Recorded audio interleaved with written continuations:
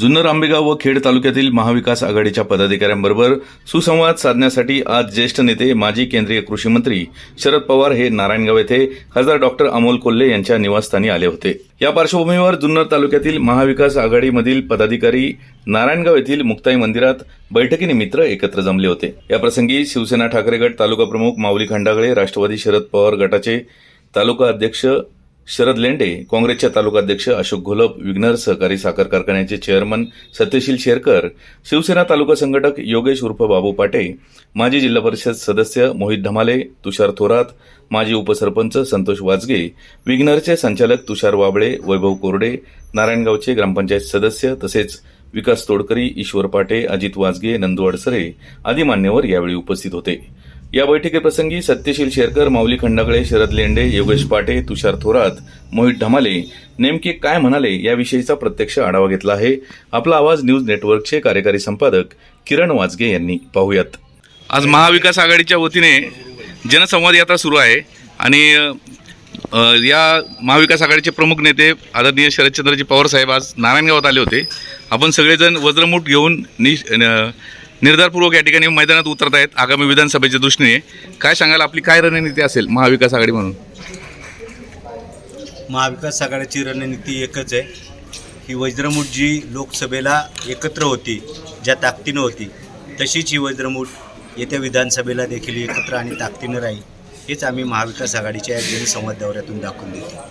आज खरं तर आपण म्हटल्याप्रमाणे देशाचे नेते आदरणीय शरदचंद्रजी पवार साहेब यांचं जुन्नर तालुक्यामध्ये आगमन झालं होतं. ते देखील जनसंवाद साधत आहेत, लोकांबरोबर बोलत आहेत आणि कोणत्याही परिस्थितीमध्ये येत्या 3-4 महिन्यामध्ये येणाऱ्या विधानसभेत राज्यामध्ये सरकार बदलायचे आणि महाविकास आघाडीचं सरकार आणायचे हा विडा आदरणीय पवार साहेब असतील, काँग्रेसचे नेते असतील, उद्धवजी ठाकरे साहेब असतील यांनी उचलला आहे. आणि त्या माध्यमातून सगळे नेते मंडळी महाराष्ट्रामध्ये जागोजागी जाऊन लोकांबरोबर संवाद साधत आहेत. त्याचाच एक भाग म्हणून आज आदरणीय नेते शरदचंद्रजी पवार हे जुन्नर तालुक्याच्या दौऱ्यावरती आलेले होते आणि ते आल्यानंतर किंवा त्यांच्या आगमनानेच आज जुन्नर तालुक्यातल्या महाविकास आघाडीच्या वतीनं हा जनसंवाद दौरा सुरू झालेला आहे.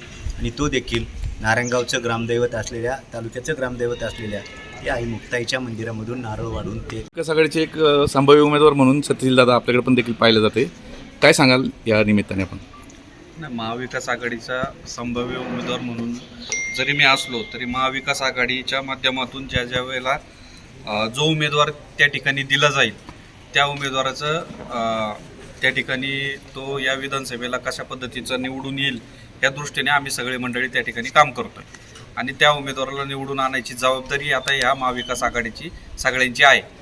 विद्यमान आमदार अतुल बेनके हे देखील आज पवार साहेबांना भेटले, त्याबद्दल काय सांगाल?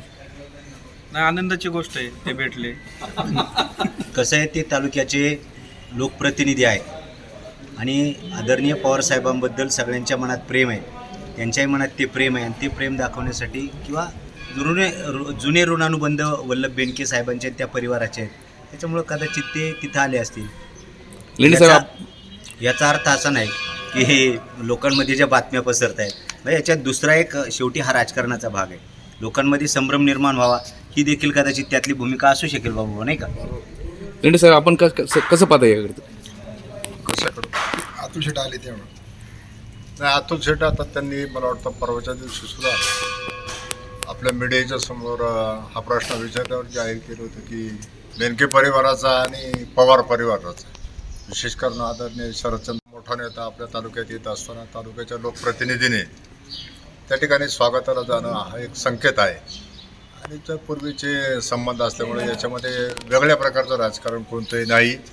एक आग्रक्रमानं आपण अनेक वेळा अनेक ठिकाणी पाहतो की जी संस्कृती जपायची, विरोधी विचारधारा जरी असल्या, विरोधी वाटा जरी सध्या राजकारणाच्या असल्या तरी एकमेकाचं स्वागत सत्कार ह्या गोष्टी होत राहतात. आणि त्या अनुषंगाने त्यांनी साहेबांच्या समोर त्या ठिकाणी येण्याचं सुतोवाच केलं. ते आले आणि साहेबांचं स्वागतही केलं. भाऊ, तुम्ही दावा केला आहे तुम्हाला ही विधानसभेची उमेदवारी मिळावी असंही तुमच्या कार्यकर्त्यांचा हट्ट आहे, काय सांगाल? महाविकास आघाडीच्या निमित्ताने तुम्हाला मी मागाशी तेच सांगितलं आतमध्ये की दावा पक्षाकडं उमेदवारी मागणं इथपर्यंत ठीक आहे. पक्ष ज्याची उमेदवारी देईल त्याची 100% नारायणगाव परिसर, जुन्नर तालुक्यात सगळ्या ठिकाणी जाऊन काम करायची भूमिका आमच्या सगळ्यांची आहे. आणि निश्चित स्वरूपात त्या भूमिकेला आपण सगळेजण बांधील असणार आहोत. एवढंच मी तुम्हाला सांगू इच्छितो. दावा करणं, त्या दिवशी याची आपल्या शिबिराची मीटिंग होती, परंतु त्यातून काही तरुण मुलांनी ते विषय काढला आणि त्यानिमित्त खरं तर उद्या गाव बैठक आहे. पण गाव बैठक जरी उद्या असली तरी गाव बैठकीतही आपण भूमिका हीच मांडणार आहे की पक्षाकडं मागणी करायची, पक्षाने तिकीट दिलं तर लढायचं. महाविकास आघाडीचे सर्व घटक पक्ष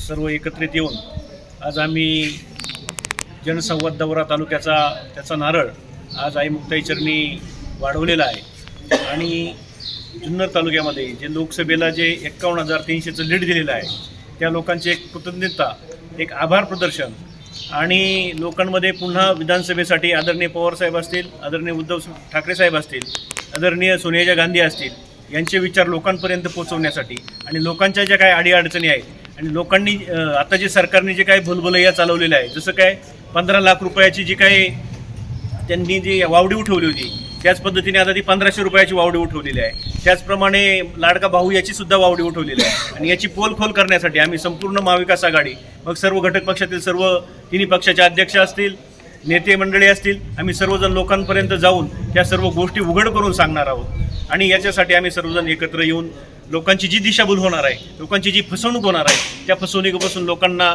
सावरण्याचं काम आम्ही या ठिकाणी या निमित्ताने करणार आहोत. धन्यवाद. ओके.